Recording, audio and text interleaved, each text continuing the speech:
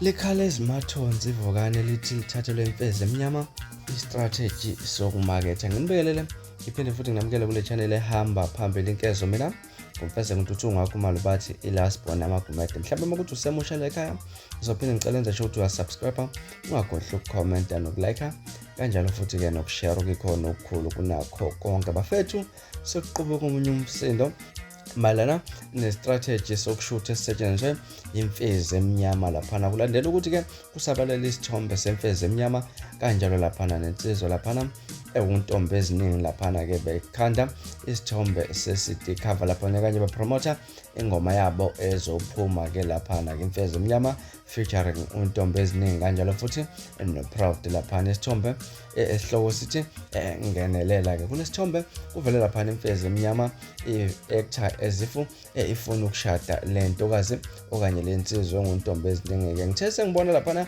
enkundleni zokuxhumana laphana trend isithombe esenye insizwa ezibiza laphana ngo-MG laphana osekhuluma izindaba zokuthi uyakhala laphana ukuthi iMfez eMnyama isethatha istrategy sayo sokumaketha laphana ihambe lokubhala ekhasini kuFacebook yathi ngithule ngithini kodwa iMfez ithatha imarketing strategy sami njengoba sinjalo laphana makuthiwa mina ngabe niyangithuka laphana wona ke umbhala ubhale laphana ekhasini kuFacebook laphana wasesifakene nesithombe sakhe laphana ke njengoba kade echaza ukuthi kwenzakalani. Mina ke ngenza kwethu engizodedela nini ukuthi nithini olwena uvo ngalolu daba. Mhlawumbe ngabe ke iMfez eMnyama laphana ukopelile okanye mhlawumbe into engenziwa noma ubani. Ngifuna ukuza kuwe ku-comment section ukuthi wena kuthini mhlawumbe olwakho uvo ngalolu daba. Ke siphinde futhi ke sihlangane ku-comment section ungitshela kabanzi ukuthi uthini olwakho uvo ngalolu daba. Ngale kwalokho ke ake siphinde futhi sihlangane ku-video elandelayo ngesikhathi esilandelayo. Niziphatha kahle nibe nosuku olumnandi.